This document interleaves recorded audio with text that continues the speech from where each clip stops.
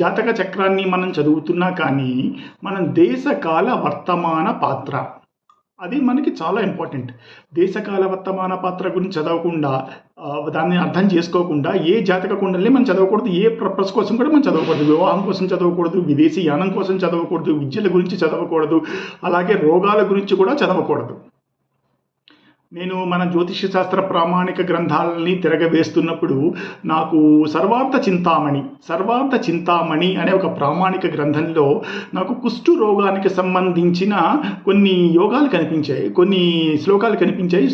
అయితే ఇవాళ రేపట్లో ఏం జరిగింది, కుష్టు రోగం అనేది పూర్తిగా నివారించబడింది. కుష్టు రోగం అనేది మనం ఎక్కడో కానీ చూడలేదు. ఉంటే 1,000,000 మందికి ఒకళ్ళు ఎక్కడికైనా రావచ్చేమో, అది కూడా నాకు సరిగ్గా ఐడియా లేదు. నా ఉద్దేశం ప్రకారం కుష్టు రోగం అనేది లేదు, పూర్తిగా నివారించబడింది.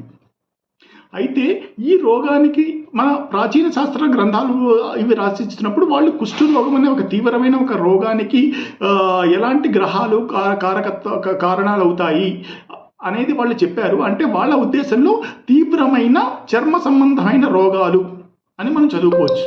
తీవ్రమైన చర్మ సంబంధమైన రోగాల్లో కుష్టు రోగం కూడా ఒకటి కాబట్టి మనం తీవ్రమైన చర్మ సంబంధమైన రోగాలు అని చెప్పి మనం యోగాని చదువుకుందాం. ఈ తీవ్రమైన చర్మ సంబంధమైన రోగాలు రావాలంటే ఎలాంటి గ్రహాలు కారణాలు అవుతాయి, ఎలాంటి పరిస్థితుల్లో కారణాలు అవుతాయి? చర్మానికి కారకుడు బుధుడు, రక్తానికి కారకుడు చంద్రుడు. బుధుడు కానీ చంద్రుడు కానీ లగ్నాధిపతులయ్యి, ప్రస్తుతానికి ఇంతే చెప్తాను, తర్వాత వీడియోలో మిగిలినవి చెప్తాను.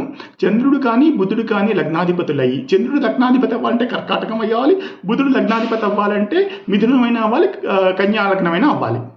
వీళ్ళు లగ్నాధిపతులు అవుతూ వీళ్ళు రాహుకేతువులతోటి ఏ రకమైన సంబంధానైనా ఏర్పరచుకుని ఉంటే, ఒకవేళ ఏర్పరచుకుని ఉండి వాటి మీద ఏదైనా శుభగ్రహాల దృష్టులు కనుక పడకపోతే, లేకపోతే వాళ్ళు శుభగ్రహాలతో కనుక యుతి చెంది ఉండకపోతే,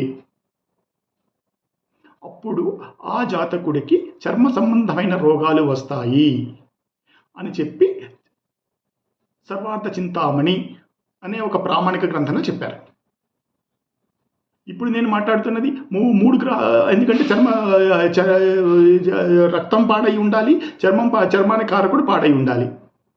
వీళ్ళిద్దరూ ఏ రకంగా అయినా పాడై ఉంటే కనుక అప్పుడు మాత్రమే చర్మ సంబంధ రోగాలు ఈ లగ్నాల వాళ్ళకి వస్తాయి. మిగిలిన లగ్నాల వాళ్ళకి ఎలా చదవాలి అనేది కూడా నేను వచ్చే వీడియోస్లో కవర్ చేస్తాను. అప్పటి వరకు మీరు దయచేసి మీరు మీ జన్మకుండలకి మాత్రం అప్లై